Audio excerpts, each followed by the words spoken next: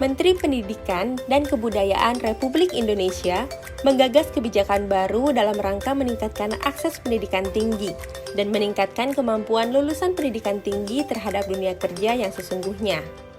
Di era revolusi industri 4.0, kebijakan baru tersebut adalah Merdeka Belajar, Kampus Merdeka.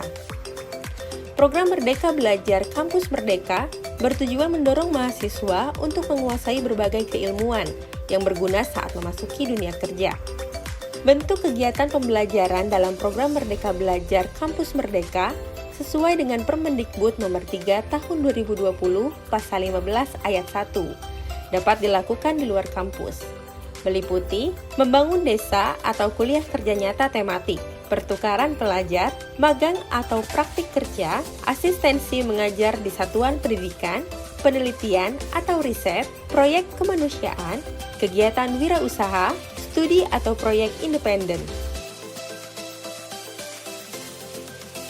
Program Studi Teknik Sipil ITS telah memiliki kegiatan yang dapat dikategorikan ke dalam 8 aspek pembelajaran di luar kampus yang ditetapkan oleh Kementerian Pendidikan dan Kebudayaan. Kegiatan-kegiatan tersebut melibatkan mahasiswa dan dosen di lingkungan program studi teknik sipil.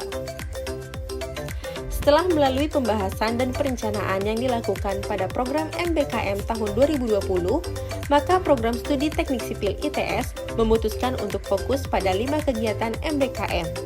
Hal ini dilatar belakangi oleh proses pengakuan kegiatan ke dalam SKS pada 5 kegiatan tersebut, yang paling sesuai dengan kurikulum yang telah dikembangkan di program studi teknik sipil ITS. Adapun 5 kegiatan yang dipilih untuk diimplementasikan dalam program Center of Excellence MBKM adalah KKN, wirausaha, magang, student exchange, dan lomba. Berikut testimoni dari mahasiswa Departemen Teknik Sipil ITS yang telah mengikuti Merdeka Belajar Kampus Merdeka. Saya diterima melakukan magang di Wijaya Karya atau biasa kita sebut dengan WIKA yang merupakan salah satu BUMN karya terkemuka di Indonesia. Saya ditempatkan di kantor pusat PT Wijaya Karya Rekayasa Konstruksi atau biasa disebut dengan Wikarekon. Selama menjalani proses magang, saya diplot di divisi Engineering and Quantity Surveying, di mana saya berperan sebagai seorang civil engineer dan juga merangkap sebagai seorang quantity surveyor. Sebagai seorang civil engineering, saya mendapat tugas untuk membantu dalam analisis struktural, lalu juga membantu dalam metode pelaksanaan, serta permodelan menggunakan program bantu. Lalu sebagai seorang quantity surveyor, saya mendapat tugas untuk membantu dalam persiapan tender, review design, perhitungan BOQ atau Bill of Quantity, time schedule, dan barbending schedule. Ada beberapa proyek yang telah saya kerjakan selama pelaksanaan magang ini. Contohnya adalah saya membantu pada persiapan tender terminal bahan bakar minyak Labuan Bajo, di mana saya bertugas untuk menghitung volume, lalu menghitung pembebanan, analisa data tanah, lalu pembuatan layout, dan BOQ. Dari pengalaman magang tersebut, banyak hal baru yang dapat saya pelajari, seperti mengerjakan dokumen tender dan merencanakan desain bangunan pada proyek yang nantinya akan direalisasikan. Lalu, merencanakan desain dari sisi struktural dengan mempertimbangkan sisi mekanikal, electrical, dan piping. Lalu juga merencanakan desain bangunan dengan memperhatikan RAB, sehingga harus digunakan metode pelaksanaan dan desain seefisien mungkin. Lalu selama mengikuti program magang, saya juga menemui beberapa kendala, seperti harus beradaptasi di lingkungan yang baru, khususnya di kondisi kantor magang, dan juga pada kondisi pandemi. Namun harus dilakukan WFO atau Work from Office. Sebelumnya juga saya sudah menjalankan kegiatan perkuliahan online secara WFH atau Work from Home. Kita juga harus memahami setiap mata kuliah yang sudah kita jalankan selama perkuliahan sebelumnya agar kita dapat memahami konsep dasar. Karena nanti konsep itu yang akan kita gunakan dalam pengerjaan proyek real yang jauh lebih kompleks seperti pada kondisi magang yang saya ikuti ini. Untuk saat ini saya sedang menjalankan program magang mahasiswa bersertifikat yang diadakan oleh pemerintah, di mana saya sendiri ditempatkan di PT Berdikari Mebel Nusantara yang berlokasi di Pasuruan. PT Berdikari Mebel Nusantara merupakan salah satu anak perusahaan dari PT Berdikari Persero, di mana perusahaan ini bergerak dalam bidang manufaktur.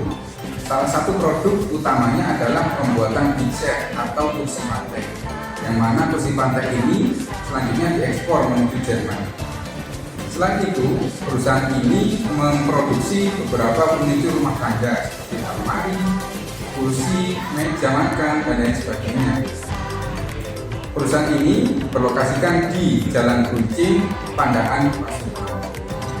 Selama magang, saya ditugaskan menjadi staf dari Departemen Project, di mana Departemen Project ini mengurus mengenai proyek-proyek yang ada di dalam perusahaan maupun proyek hasil tender yang ada di luar perusahaan. Arahan kerja dari staf Departemen Project sendiri yaitu yang pertama mengurus administrasi proyek, yang kedua adalah mengawasi setiap proyek yang sedang berlangsung, di mana proyek ini berada di dalam perusahaan sendiri maupun di luar perusahaan. Dan yang terakhir adalah melakukan estimasi engineering dari perhitungan RAP dan melakukan balance dari RAP itu sendiri. Adapun proyek-proyek yang pernah saya tangani yaitu proyek beautifikasi kantor di Sier, yang kedua proyek DAT Bali yaitu di Bandara Igusti Ngurah Rai, yang mana proyek tersebut adalah proyek mengenai furnitur yang ada di dalam DAT. Yang ketiga ada proyek pembangunan dan pengadaan fasad.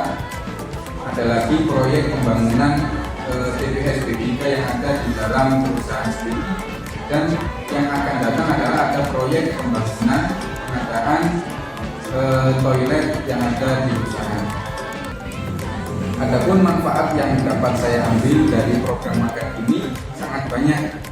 Di antaranya adalah yang pertama bertambahnya relasi, yang kedua saya dapat mengerti dan paham bagaimana pengaplikasian ilmu-ilmu yang saya dapatkan dari perkuliahan. Yang ketiga, saya mendapatkan ilmu-ilmu baru seperti estimasi engineering, lalu bagaimana cara mengawasi proyek, lalu bagaimana cara berkomunikasi dengan baik bersama atasan ketika sedang rapat. Semua itu mampu membentuk saya menjadi pribadi yang lebih baik lagi, di mana komunikasi lebih terjalin, lalu ilmu-ilmu yang saya dapatkan menjadi paham bagaimana pemanfaatan di lapangan. Harapannya, saya berharap program magang ini terus dilakukan, terus diadakan agar mahasiswa yang akan lulus dari jenjang sarjana maupun diploma dapat paham bagaimana kondisi dunia kerja sesungguhnya. PMMB ini sendiri merupakan salah satu program yang diadakan oleh FHCI atau Forum Human Capital Indonesia bekerjasama dengan beberapa BUMN di Indonesia. Dan saat ini saya ditempatkan di PT Pelabuhan Indonesia 3 atau Pelindo 3 yang biasa kita kenal, yang merupakan salah satu badan usaha kepelabuhanan yang terbesar di Indonesia dengan mengelola 43 pelabuhan di 7 provinsi yang tersebar di Indonesia. Dan seperti yang teman-teman tahu, ketika kita melakukan magang bukan hanya saja seperti kerja praktek atau PKL ya, tapi benar-benar seperti sudah kerja di lapangan. Jadi tetap sudah menerima proyek asli, dan juga kita benar-benar menyelesaikan maupun mencari solusi dari suatu permasalahan di proyek. Dan saya berada di divisi teknik, tentu saja karena saya dari jurusan teknik sipil, dan juga saya bertugas sebagai salah satu desainer atau perencana dalam merencanakan bangunan sipil di lingkungan Pelindo 3 sendiri. Dan ada banyak banget perbedaan yang saya temui ketika di kuliah maupun berada di tempat magang ini sendiri. Dan uniknya lagi teman-teman, bahwa seperti kita ketahui biasanya kalau di kampus kan kita diberikan soal, kita lalu kemudian disuruh analisis, dan juga dalam kondisi soal bahwa kondisi tersebut ideal. Sedangkan ketika saya sudah langsung terjun di tempat magang ini, ada begitu banyak kendala-kendala yang tidak bisa diselesaikan dalam kondisi ideal. Sehingga menjadi tantangan tersendiri, yang memerlukan pengalaman maupun kerjasama dengan tim maupun dengan atasan yang lebih berpengalaman, sehingga tadi proyek yang ada atau tantangan yang ada tadi itu bisa diselesaikan dengan baik, dapat bermanfaat bagi bangsa maupun perusahaan, dan juga memberikan profit, karena tentu saja sebagai perusahaan untuk mengejar keuntungan. Dan itu menjadi challenge tersendiri buat saya pribadi, karena saya dituntut untuk keluar dari zona nyaman saya. Ya tentu saja selain manfaat-manfaat tersebut, ada beberapa kendala yang saya alami. Tentu saja karena adanya beberapa itu tadi, bahwa saya dituntut untuk keluar dari zona nyaman, yaitu yang memiliki latar belakang struktur. Saya dituntut untuk keluar dari zona nyaman. Tentu saja ada beberapa kendala ketika saya mempelajari ilmu-ilmu baru tersebut. Namun tenang saja teman-teman, di tempat Perindo 3 ini saya bersyukur karena saya diberikan pembimbing juga. Jadi tidak hanya bekerja sendiri, tapi juga ada atasan yang senantiasa membimbing kita. Maupun juga dari kampus yang memberikan dosen pembimbing.